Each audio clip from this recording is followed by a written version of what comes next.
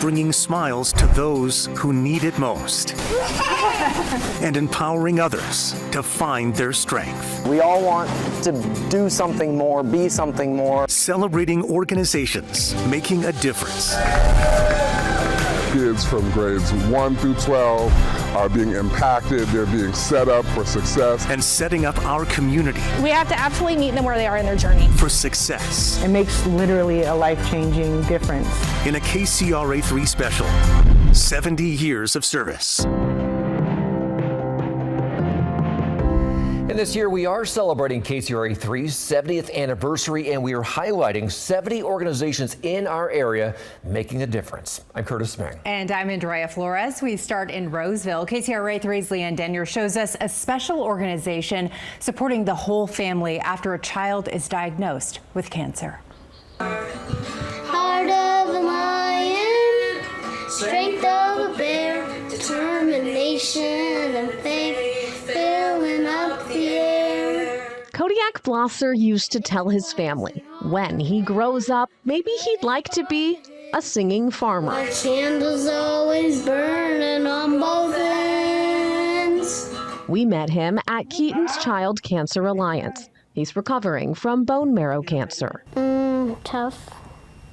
Yeah. Real tough. His mom, Tanya, says it all happened really fast. We went in for a bone marrow biopsy, and then they ended up keeping us. So we had no idea. It was like literally I was walking the halls in my cowboy boots and shorts, like I didn't even have clothes because they just kept us, you know. What should we build? So they just hit the ground, like, so we went in on a Thursday, and by Monday we're doing chemo. Initially, when a family hears the words, your child has cancer, their entire world is turned upside down. They are now entering a fight to save their child's life. Founded in Roseville, the nonprofit has been a resource to Northern California families for decades. So this is Keaton Raphael and his parents Kyle and Robin. Keaton was diagnosed at the age of 4 with stage 4 neuroblastoma, and after a 9-month courageous battle gained his angel wings. And so our mission remains the same as 27 years ago, to be able to offer emotional, financial support, educational resources, help raise awareness around pediatric cancer, and help fund research towards cures. As a single working parent, Blosser struggles to imagine how her and Kodiak would have managed without Keaton's. And most people don't understand, like, one day you're working, the next day you're making choices like, what do I do, you know? Executive Director Jessica Alonzo says hospital social workers will often refer families to their organization following a child's diagnosis. Keaton's goal is to understand the full range of needs for the full family throughout treatment. Yeah, so on average, families are a part of Keaton's 3 to 5 years. So an average treatment for a leukemia diagnosis is 3 years at a minimum. Many families, and unfortunately we are seeing some reoccurrences and relapses, their journey begins all over again, and we're still here. More than 2,700 children and their families have come through the organization since its founding in 1998. That one's me. That one's my buddy Xander. And after years of being in and out of the hospital, Kodiak is back in school this year. It wasn't our plan, but it's part of his. He's feeling much better, but not out of the woods just yet. Please keep that cancer far from here. He learned this song in music therapy while undergoing treatment. Content, for now, to be a singing student and a part of the Keaton's family. It makes literally a life-changing difference. So we got our hospital family that includes the doctors and the nurses and a lot of the patients and their families, of course. So, and then places like Keaton, they're definitely our cancer family, you know. We got a big family now, a very big family for sure. In Roseville, Leanne Denyer, KCRA 3 News.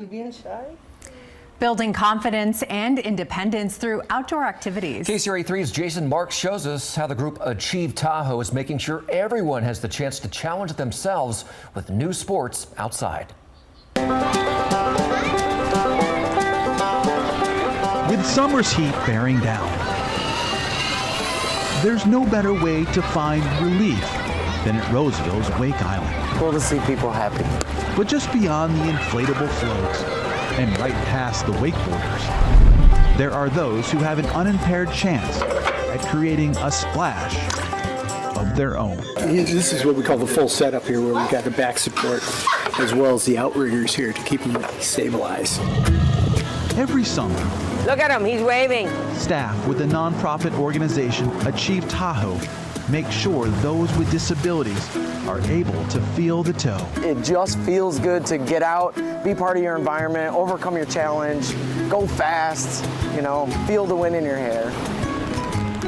That includes 34-year-old Bridget Maloney. First time, a little nervous. That's why I'm starting out on the side with the rope. Can you bend forward? There you go. She has this date circled on her calendar. I like water skiing. I like doing all my sports. 50 miles away in Grass Valley, it would be hard to find a more blessed household than the Maloneys. The good Lord gives you what He wants you to have. But like most families, It's a busy life. they aren't blessed with a ton of time. So that you and Dad can go do GP and Bridget and I do baseball. Trying to balance the schedule for their adult children. But if we have it here on the 28th, Mom Cotty is an occupational therapist that will alleviate this issue and you can still go racing that day. who made a very big decision a little more than 3 decades ago. You know, I would work with children with disabilities in the school systems, and I would walk out of there and I said, Lord, just don't give me a kid with disabilities. And what do I do but I adopt 2 children with disabilities? The first was Bridget.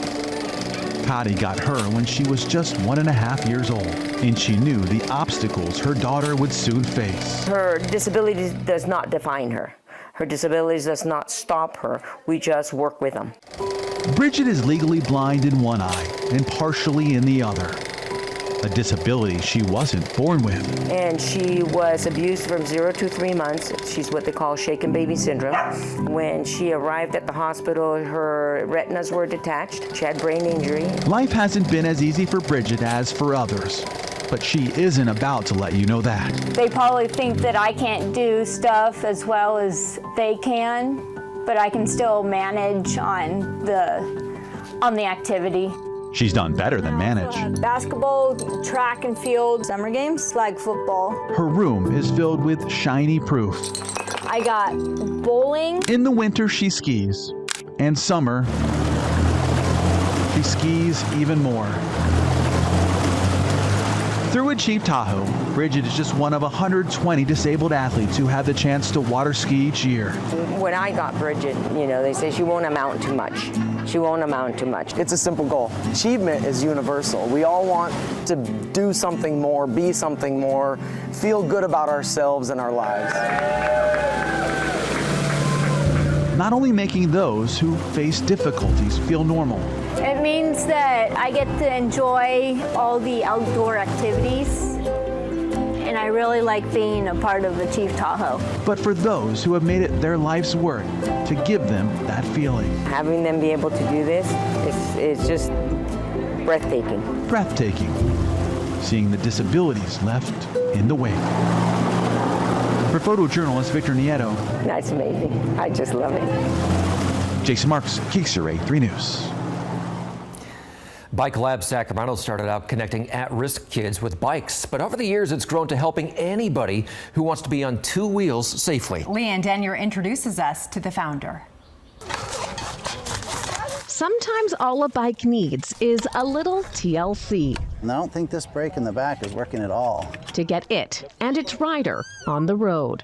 It's always good to be out on the street with your bike. I mean, I remember as a little kid, I loved riding my bike everywhere. Eric Niemer has fixed hundreds of bikes as a longtime volunteer with Bike Lab Sacramento. This bike has 2 types of brakes. The nonprofit puts on these bike labs throughout the community, fixing up big bikes and small bikes alike. Bike shops are wonderful, but a lot of folks can't afford that. So we fix them for free. Chris Aguirre founded Bike Lab 10 years ago. I've been in the private and nonprofit industry for the Sacramento region for years. And I currently teach at Sac State and I work at an engineering firm as well. But I've always had a passion for bikes. A passion for fixing bikes and for teaching others how to do it too. It's just trial and error.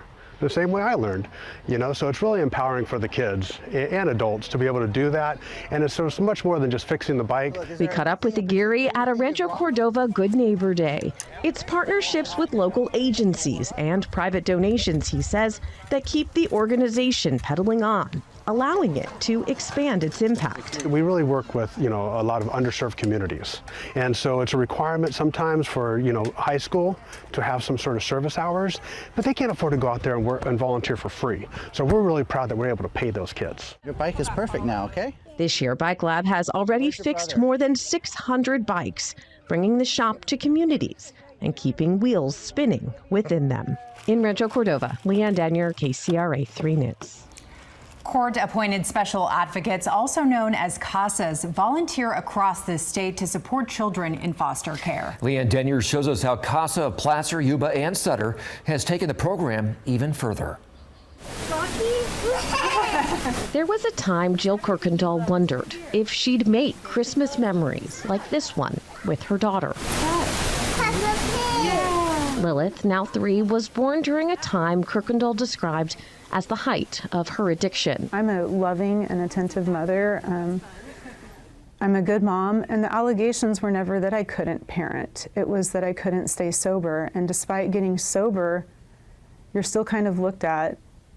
You're disregarded. Despite getting clean, Kirkendall says she struggled to navigate the courts on her own as she worked to regain custody of her child. Placer County has that unique parent support system where the CASA for the child and the CASA for the parent can collaborate and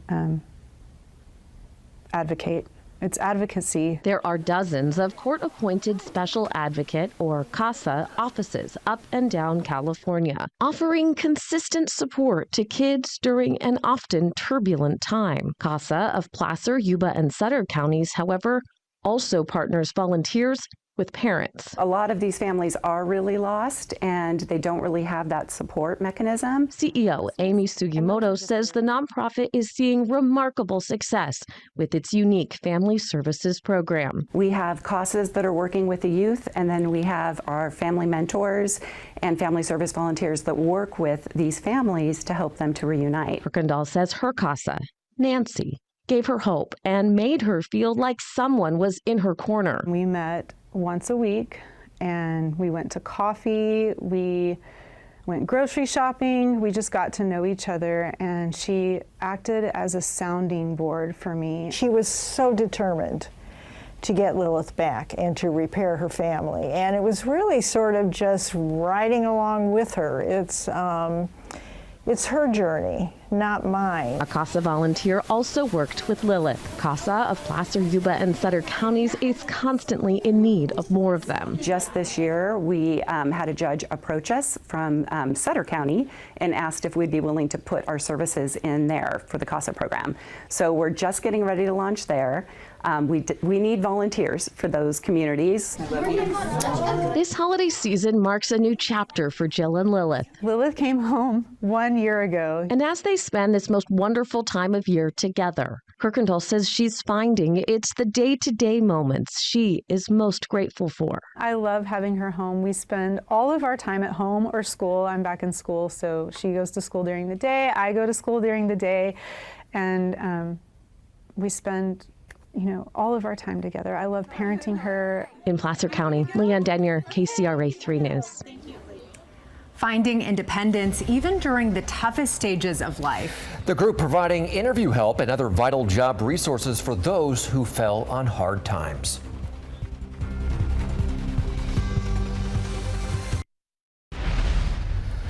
Welcome back to our KCRA 3 special celebrating 70 years of service. Sacramento's Next Move Homeless Services helps vulnerable community members become self-reliant. KCRA 3's Leanne Denier takes us to a first-of-its-kind effort for the organization.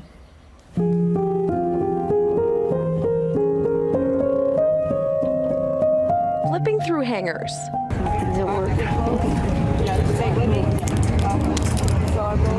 No, maybe a little bit too big. Luz Castillo feels hopeful. I'm trying to find some interview clothes so I can get, back into the workforce and earn some decent salary.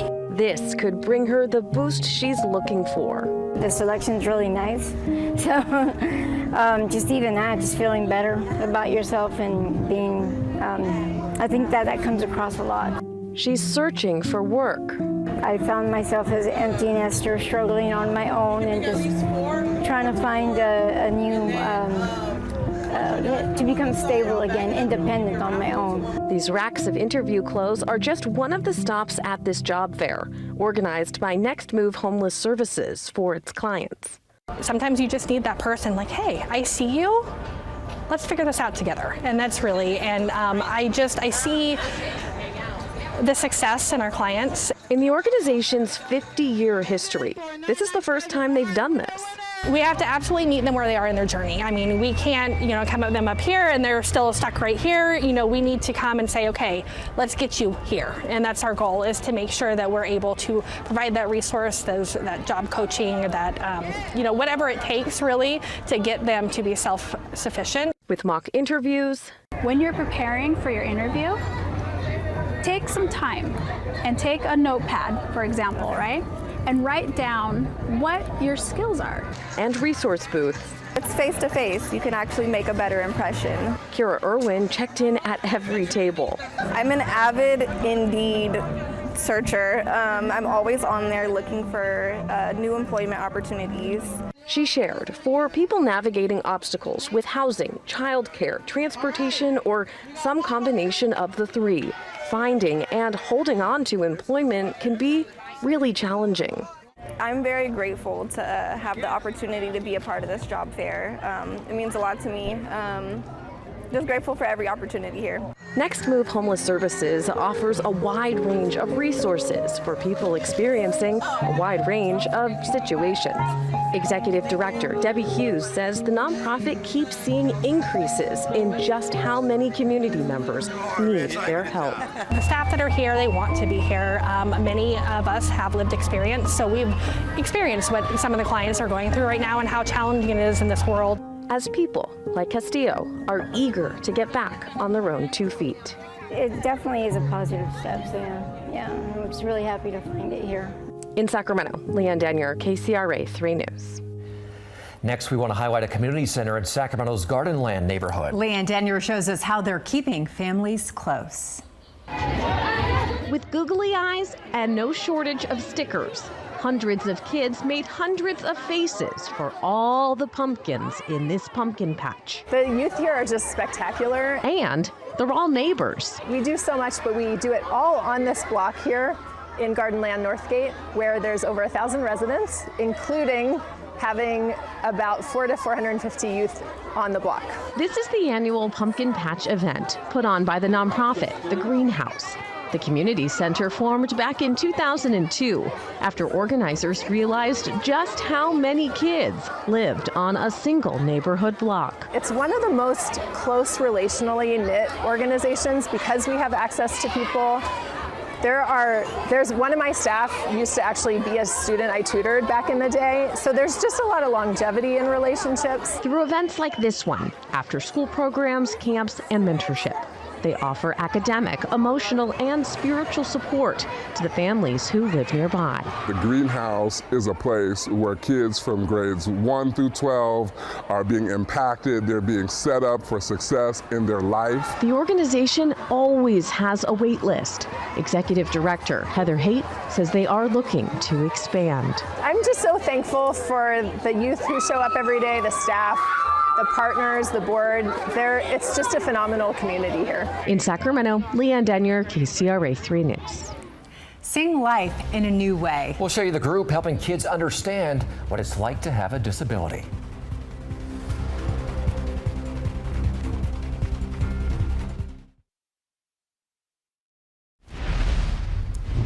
The nonprofit A Touch of Understanding has a clear belief. Empathy, inclusion, and respect can be taught, and that's what they have done now for decades. Leanne Danier takes us to a Sacramento County school where students are learning how to make a big impact with a touch of understanding. Good morning, everyone. Good morning. At Pershing Elementary School in Orangevale, So everybody take their stylus. a different kind of lesson is underway. Okay, what's your first letter?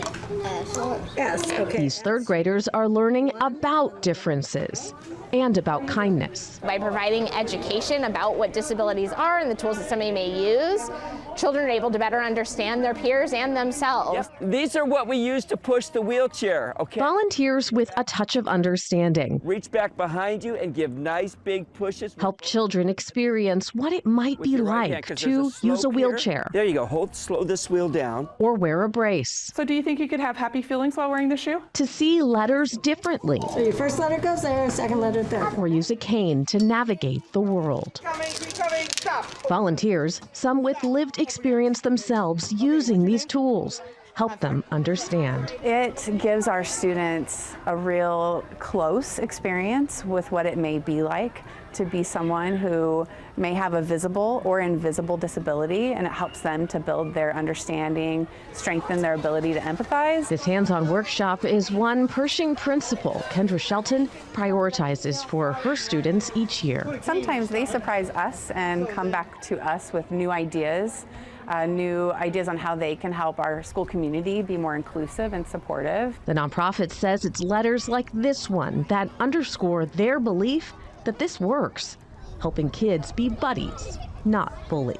These students are able to take that message of respect and inclusion and acceptance to differences with home life and background and race and religion, whatever the difference may be, they're able to apply the same message. Can you be with your classmates and friends and help them when they're struggling? Yeah. And while these lessons may only last a few hours, I love knowing that every day we're making a difference. Every day we're changing lives. in Orangevale, Leanne Danier, KCRA 3 News. And there are so many amazing organizations, amazing volunteers, amazing people in our communities. Thanks for joining us for this KCRA 3 special celebrating 70 years of service to the community.